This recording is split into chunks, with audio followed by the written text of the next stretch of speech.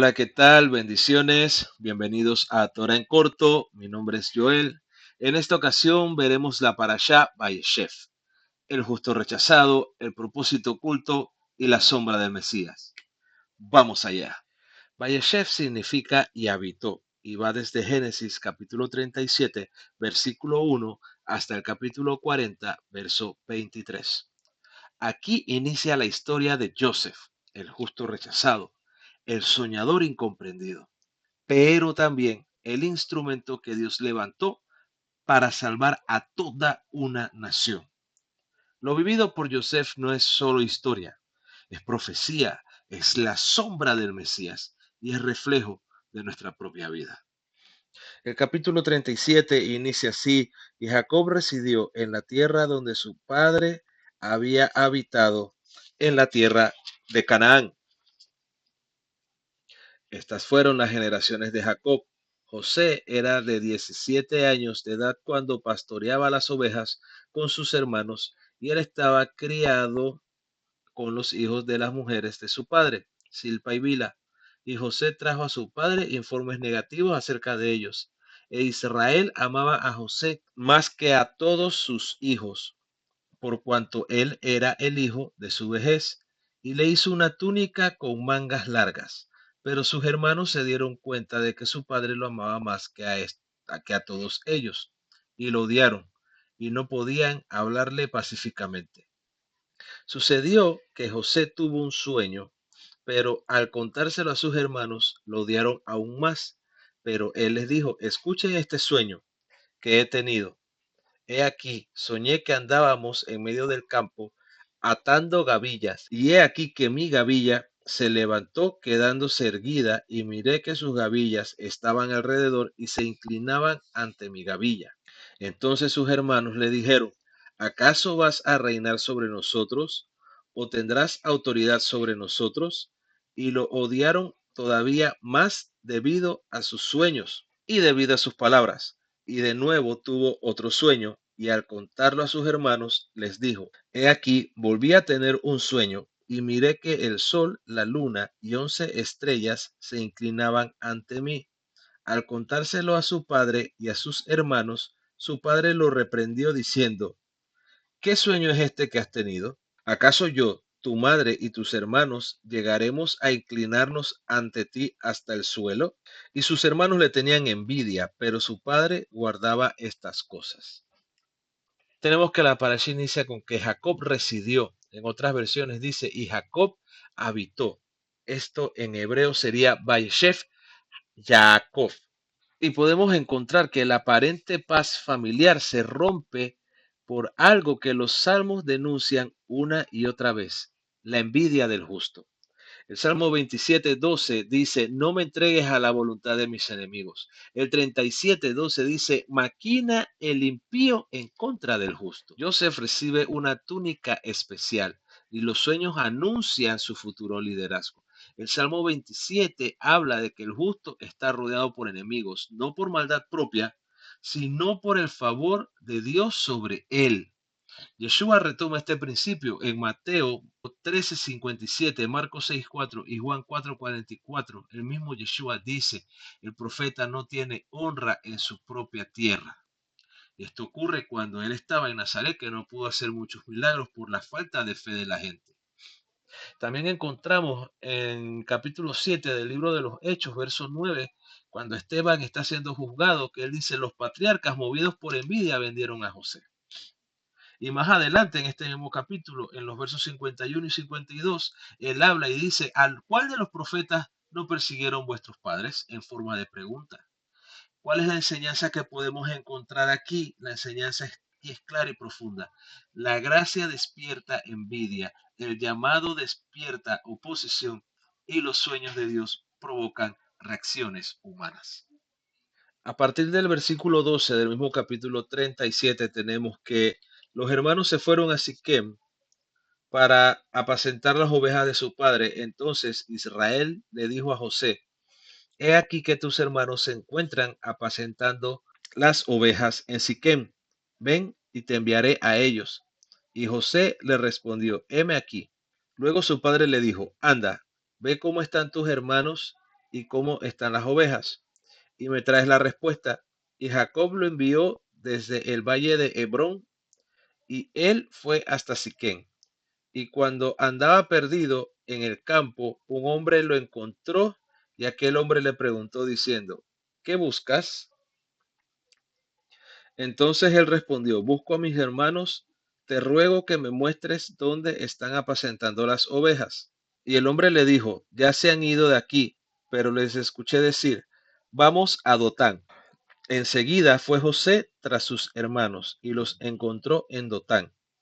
Cuando ellos lo vieron a distancia, antes de que se les acercara, tramaron darle muerte, y unos a otros se decían, miren, ahí viene el soñador, vengan, démosle muerte y arrojémoslo a uno de los pozos, luego diremos, alguna fiera lo devoró, y veremos en qué van a parar sus sueños. Pero al oír esto Rubén lo libró de sus manos, porque les dijo, no lo matemos. También les dijo Rubén, no derramen sangre, arrójenlo en este pozo que está en el desierto, pero no levanten la mano contra él. Esto dijo para librarlo de sus manos y devolverlo a su padre. Al llegar José ante sus hermanos, lo despojaron de la túnica con mangas largas que traía puesta y tomándolo luego lo arrojaron al pozo, y no había agua en el pozo, estaba vacío. Luego se sentaron a comer pan, y al levantar sus ojos miraron, y he aquí que venían de Galaad una caravana de árabes con sus camellos cargados de resinas, bálsamo y madera de roble, que llevaban hacia Egipto. Entonces Judá dijo a sus hermanos, ¿qué vamos a ganar con matar a nuestro hermano y ocultar su sangre? Vengan, vendámoslo a los árabes y no pongamos nuestras manos contra él, pues es nuestro hermano y nuestra carne. Y sus hermanos estuvieron de acuerdo. Pasaron entonces unos mercaderes madianitas y subiendo del pozo a José, lo sacaron y lo vendieron a los árabes por 20 piezas de plata y estos se lo llevaron a Egipto. Al volver Rubén al pozo, miró que José no se encontraba ahí y rasgó sus vestidos. Y volviendo a sus hermanos, les preguntó, ¿dónde está el muchacho? ¿Y a dónde iré yo? Enseguida ellos tomaron la túnica de José, mataron un cabrito de las cabras y empaparon la túnica con la sangre y enviaron la túnica con mangas largas, la llevaron a su padre y dijeron, hemos encontrado esto, reconoce si la túnica es de tu hijo o no. Él exclamó al reconocerla, es la túnica de mi hijo. Una fiera lo ha devorado, con seguridad mi hijo José ha sido despedazado. Tenemos que Joseph va a buscar a sus hermanos y ellos lo reciben con plan de muerte. Rubén intercede, sin embargo Judá convence a los hermanos de venderlo. Y Joseph cae primero en un cisterna y luego en manos de comerciantes, siendo este vendido por 20 piezas de plata. Aquí la escritura se entrelaza poderosamente. Tenemos que el Salmo 22 describe al justo rodeado, humillado y entregado injustamente. Isaías 53 anuncia al siervo rechazado sin causa. Yeshua también fue vendido por 30 piezas de plata. Esto lo encontramos en Mateo 26, del 14 al 16, que es traicionado por uno cercano, por Judas Iscariote. Los apóstoles lo interpretan así. Todas las cosas cooperan para bien. Romanos 8:28. Y la vida de Joseph es un ejemplo perfecto de esta verdad. ¿Y qué esto nos enseña? La enseñanza aquí para nosotros es profunda. Dios puede usar una traición como puerta al destino. La cisterna no cancela la promesa y el rechazo es parte del camino del justo. En el capítulo 38 tenemos una pausa, un paréntesis. La historia se detiene y cambia de escena. Aparece un capítulo que parece fuera de lugar. Judá cae, Tamar actúa con valentía y de ese escándalo nace Pérez, antepasado directo del rey David y del Mesías. Los profetas anuncian esta línea. Miqueas 5:2 habla de que el Mesías nacería en Belén, ciudad de David, descendiente de Judá y Tamar. El Salmo 51 refleja lo que esta escena demuestra. Dios puede traer redención incluso de historias rotas. En Mateo 1:3 podemos encontrar el nombre de Tamar que aparece en la genealogía mesiánica. El mismo Yeshua enseña sobre los que buscan la justicia con sinceridad. En Mateo 21:31 él dice, las rameras y los publicanos van delante porque creyeron. Mateo 5:6 dice, bienaventurados los que tienen hambre y sed de justicia. Pablo enseña que el Mesías vino a través de una línea llena de personas imperfectas para que toda gloria sea para el Eterno. En Gálatas 4:4 dice, pero al llegar el cumplimiento del tiempo, el Eterno envió a su Hijo, nacido de mujer y que estaba bajo la ley. ¿Qué aprendemos de esto? Que no hay pecado que pueda detener el plan de Dios, no hay caída que Él no pueda usar y que la línea del Mesías avanza incluso cuando nosotros fallamos. En Génesis capítulo 39 tenemos que Joseph llega a Egipto como esclavo, pero la escritura dice que el Eterno estaba con Joseph. En el versículo 2 dice, y Hashem estaba con José y él llegó a ser un hombre próspero en la casa de su amo egipcio. Vemos que todo prospera en sus manos. Sin embargo, llegaría la prueba de la pureza, la esposa de Potifar. ¿Esto qué provoca? Joseph huye, no conversa, no negocia, él corre. Los Salmos 15 y 24 describen al hombre de manos limpias que puede estar delante del Señor. Joseph es ese hombre. Jeremías 17 profetiza que el que confía en el Señor prosperará incluso en la tierra seca. Joseph lo demuestra literalmente. ¿Por qué? Porque él confió en el Señor a pesar de lo que estaba pasando. Y él no se ensució las manos. Yeshua nos enseña que la pureza empieza en el corazón. Mateo 15 del 18 al 20 dice, pero lo que sale de la boca, del corazón sale, y esto contamina al hombre, porque del corazón salen los malos pensamientos, los homicidios, los adulterios, las fornicaciones, los hurtos, los falsos testimonios, las blasfemias. Estas cosas son las que contaminan al hombre. Pablo en distintas cartas nos dice, huyan de la inmoralidad. En la primera carta a los Corintios, capítulo 6, verso 18, dice, huid de la fornicación, cualquier otro pecado que el hombre cometa está fuera del cuerpo, pero el que fornica contra su propio cuerpo peca. Segunda carta a Timoteo, capítulo 2, verso 22, dice, huye también de las pasiones juveniles y sigue la justicia, la fe, el amor y la paz. Primera carta a los Tesalonicenses 4, versículo 3, pues la voluntad de Dios es vuestra santificación, que os apartéis de la fornicación. Y aquí la enseñanza es contundente.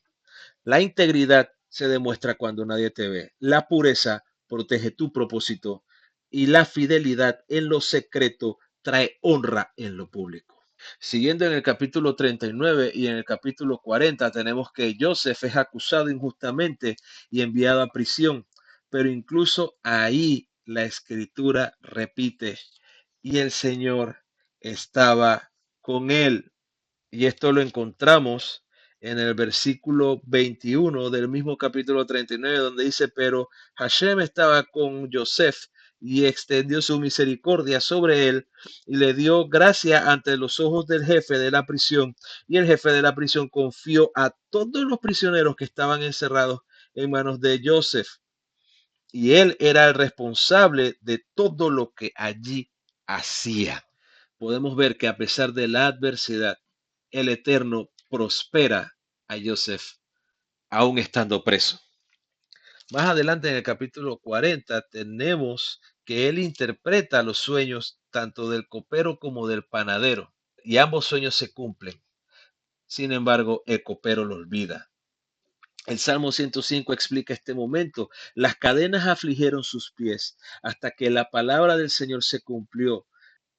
Nuestro Mesías Yeshua también vivió el silencio, la humillación, la aparente derrota antes de la resurrección. Y esa es una historia que todos sabemos. Los apóstoles también lo enseñan así. Santiago 1, 2 al 4 dice, la prueba produce paciencia. Pedro 1, del 6 al 7 dice, el sufrimiento purifica la fe. La segunda carta a los Corintios 4:17 dice, las aflicciones producen gloria venidera. Y la historia de Joseph lo confirma. La prisión es la antesala a la exaltación. El olvido del hombre no es olvido de Dios.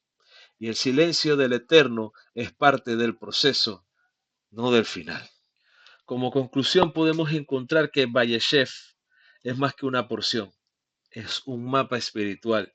Es la historia del justo rechazado, del propósito oculto, del sufrimiento que prepara la exaltación y del plan de Dios que avanza incluso cuando parece que todo está roto. Joseph refleja a Yeshua, rechazado, traicionado, humillado, pero luego exaltado. Y también nos refleja a nosotros, porque todos hemos pasado por cisternas, traiciones, silencios, injusticias. Pero igual que con Joseph, cuando el hombre olvida, Dios recuerda. Cuando todo parece terminar, en realidad está iniciando tu propósito. Si te gustó el video, dale like, suscríbete y comparte. Que el Señor te bendiga y te guarde.